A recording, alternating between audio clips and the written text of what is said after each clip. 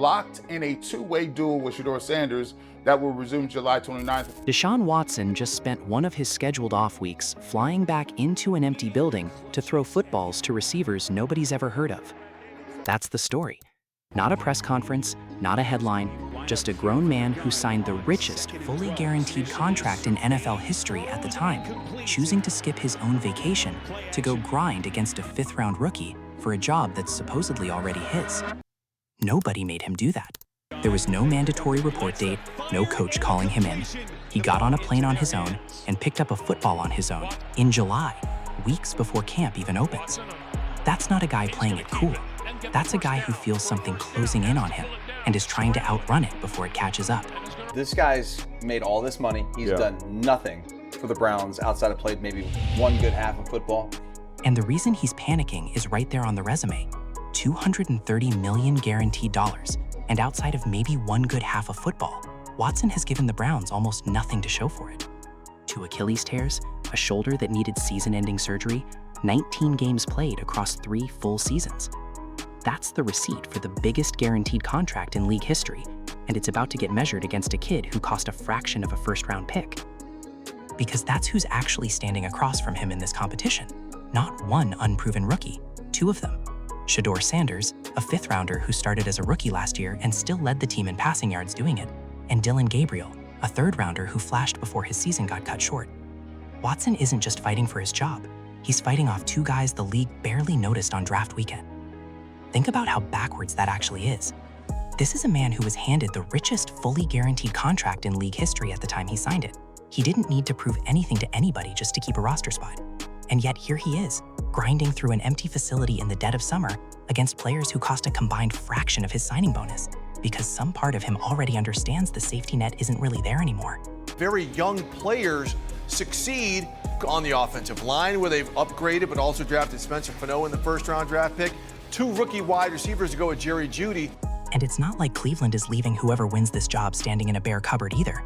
They spent this offseason upgrading the offensive line with a 1st-round pick and added 2 rookie receivers to throw to on top of the guys already in that room. So there's no personnel excuse waiting on the other side of this. Whoever wins the job gets real weapons and real protection, which means the only variable left is whether the man behind center can actually go be good. That's what makes this such a clean test. Cleveland didn't hedge on talent around the position, hoping a scheme could cover for a shaky quarterback. They spent real draft capital assuming whoever wins this job would actually have the tools to make it work. No excuses left standing anywhere on that side of the ball. Justin Jefferson, arguably the best wide receiver in the NFL, coming off of a frustrating season. The Vikings add Jawan Jennings. You know they've got tools, but here's what I also like for Kyler Murray. He is finally coming to an organization after being in Arizona that feels it has a shot. There's a different culture that is established there. That's going to be reinvigorating to him, and we've seen with other quarterbacks before Kyler Murray, Baker Mayfield, and some others, a change of scenery is something that can help them elevate and change their career arc. And Minnesota's bet on Murray isn't random either. He's walking into a building with Justin Jefferson, arguably the best receiver in football, and a completely different culture than the one he just left in Arizona. Analysts are already reaching for the Baker Mayfield comparison. The idea that a change of scenery alone can flip a career arc completely. That's the exact same bet Cleveland made on Watson 3 years ago. It didn't work here. Whether it works for Murray now is a separate experiment playing out in a different building at the exact same time. I've got all these details on this young man who's about 8 months, 7 to 8 months post-surgery. His goal is to be ready week 1, but it seems like Tua has got the lead. Even the Atlanta situation has its own layer of strange. Tua and Penix are both left-handed, which analysts have pointed out actually makes life easier on the offensive line and receivers around them. But Penix's medical file reads like a stack of insurance claims. 2 torn ACLs back in college, a clavicle injury, a shoulder injury on top of it. He's only about 7 or 8 months from his most recent surgery. And the goal being talked about publicly isn't to be great by week 1, it's just to be ready. That's the bar right now. Not great, ready. This is an unfamiliar position for this quarterback because he's always been the guy. Cleveland isn't the only building running this exact experiment this summer either. Minnesota just handed Kyler Murray, a former MVP-level quarterback, a 1-year prove-it deal. And he's literally splitting first-team reps with J.J. McCarthy like he's fighting for a roster spot instead of a starting job. That's a genuinely unfamiliar place for a guy who's been the guy since high school. And McCarthy's not walking in clean either, still working his way back from a torn meniscus in his own rookie season. Down in Atlanta, Tua Tagovailoa left Miami's concussion history behind just to compete with an oft-injured Michael Penix Jr. And the head coach running that competition is the exact same guy who ran this exact offense in Cleveland 2 years ago, with Deshaun Watson. Small league, even smaller world.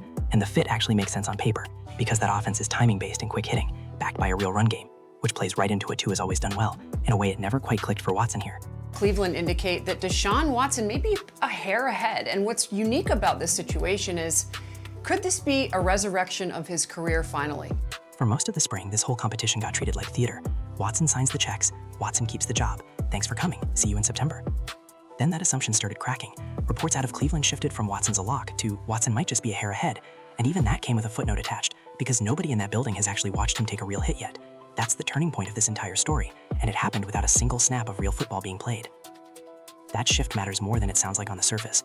When beat reporters stop treating a story as settled, that's usually the first sign that people inside the building are genuinely unsure themselves. Reporters don't hedge for no reason. They hedge when their sources start hedging first, and that's exactly what happened here over the course of a few short weeks this spring. This is Todd Monken's first big decision as a head coach. He can't manufacture a winner that he tries to sell to the locker room. That doesn't work. Todd Monken, brand new head coach, is not bailing anyone out early either. This is his first genuinely big decision as a head coach, and he can't just manufacture a winner and try to sell it to a locker room, because that never actually works. Everybody agrees the quarterback spot is different from every other position on the roster, because it's not just about who's the best player. It's about who the other 52 guys are actually willing to follow onto the field. And when asked point blank when we'd get a real answer, the response wasn't training camp, and it wasn't the first preseason game either. It's the second exhibition game at the earliest before Cleveland commits to anything. Sit with that for a second. Pads go on, still no answer. First preseason game comes and goes, still no answer. That's not patience. That's a coaching staff bracing for either outcome to blow up in their face and refusing to own it a day earlier than they absolutely have to.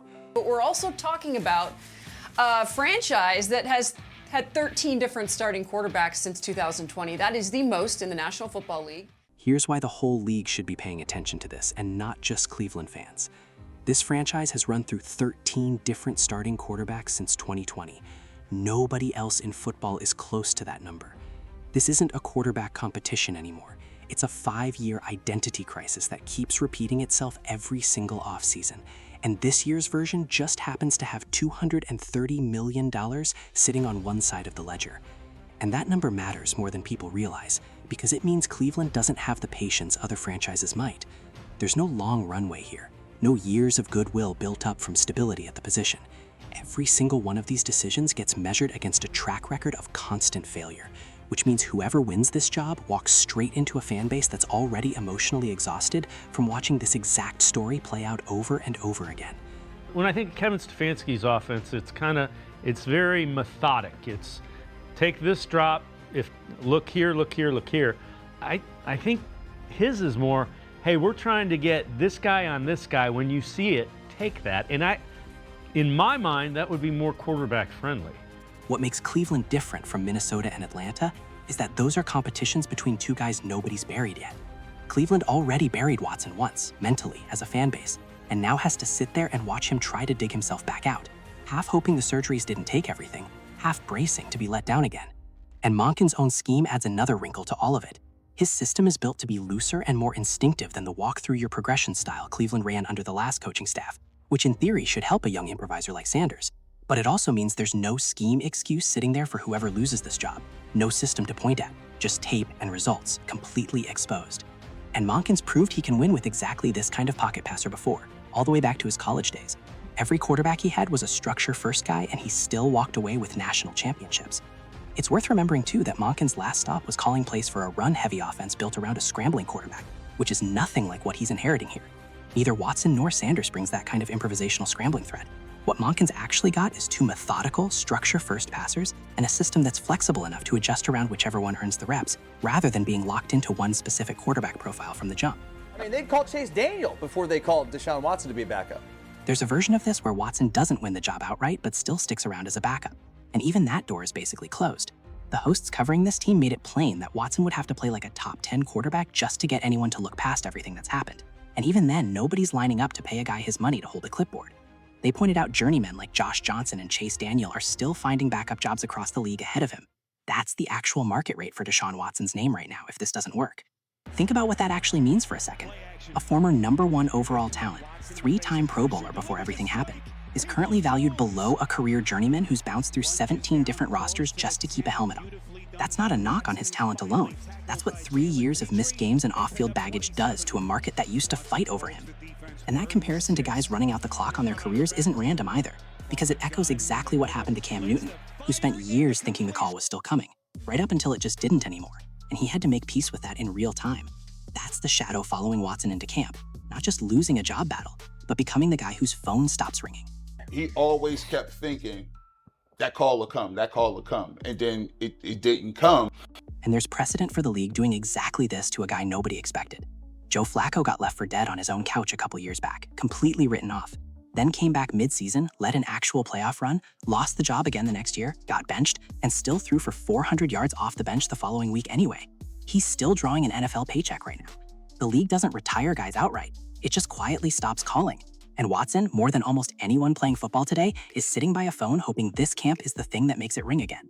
The Flacco story matters here because it cuts both ways. It proves careers can come back from nowhere in this league, which should give Watson some hope.